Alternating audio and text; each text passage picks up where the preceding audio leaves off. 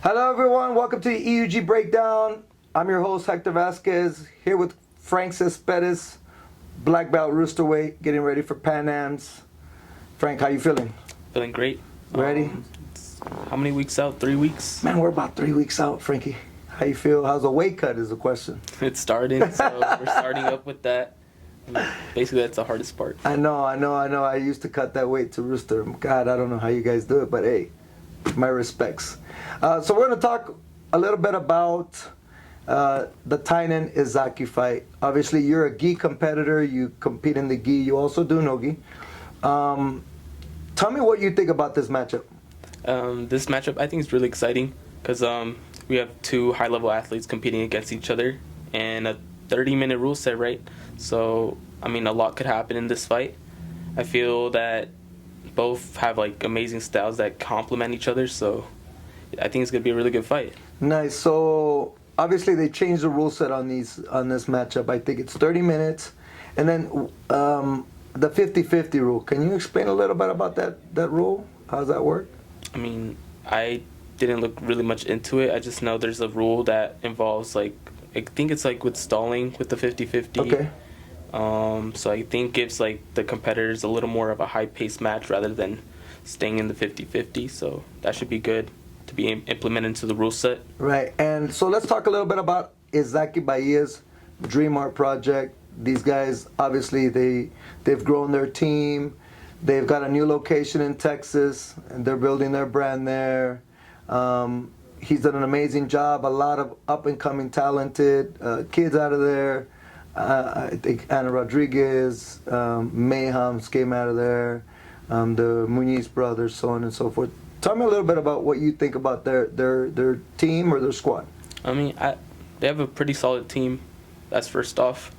I think it's a good thing that they're doing for these athletes. I'm not really sure like what they really do, but I just know they support the athletes a lot and get them a lot of recognition, and you know they get a lot of publicity, so that's a good thing for them. Right.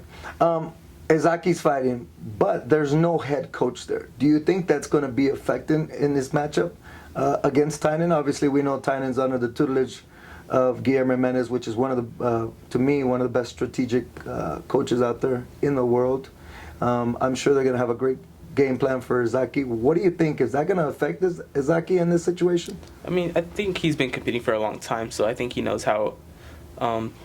I think he knows how to get into like the competition routine and stuff like that. As long as you're disciplined, I think it doesn't really matter if you have a solid team. If you have solid teammates, that helps with him. But like again, he's been doing this for a while. I think he should be comfortable enough to be able to do it on his own. True. Now let's talk on Tainan's side. Obviously, Tainan's come through the ranks with Guillermo and Rafa Mendes at EUG. A lot of great talent out of there as well. We've had the opportunity to compete against some of those guys as well during our belt ranks. Guillermo, a great mastermind. You saw what he's done with some of these kids, and even the new kids that are up and coming out of that academy. Tainan's one of them. He started from the kids program and worked himself up. What do you think the connection between those guys is, and how strong is it? What I see a lot is they trust the professors a lot. So I think that's like one of the most important things, to have like a really good relationship with your coach, and that way you're able to trust them. You know, Guillermo and Rafa are really, they're really good competitors, so they know how it is to climb up through the ranks and, you know, be able to achieve what they have achieved. And I think for the students, they just have to follow that path. And it's simple. I mean, you just gotta trust your professors. You gotta follow through the trainings. You gotta push yourself. You know, some of the trainings on your own. You know, so I think as long as you're able to push yourself, I think you can make big things happen. Nice. And obviously, Tainan's been on a tear. I mean, there hasn't been anybody to stop him since, I think, Mikael Galvao in the last super fight at EUG promotions. But man, since then he's just been on a tear. How do you see this fight going with the 30-minute time limit? And also, tell me your prediction.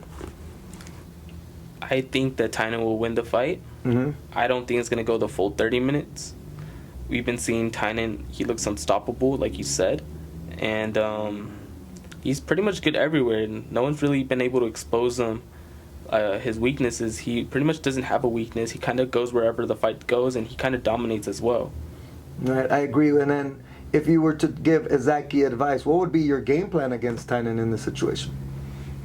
That's a tough one. That's a tough one because, right? I mean, for Isaque, he's a really good passer. He has really good takedowns. I've been seeing like a lot of the start of the match, he kind of tries to go for a takedown, like foot sweeps, some like judo style throws. So I think that's a good start for him. He has great bottom game as well. So I have no idea where to take the fight with him. Yeah, I feel like Tainan's just gonna be a little bit too much, especially on top, bottom, you know. But I think at some point, you know, Tainan will find that back. I think the fight will start off a little slow, you know, they'll feel each other out, especially knowing that there's 30 minutes, but I think there will be a finish on this fight. I agree. You agree with that?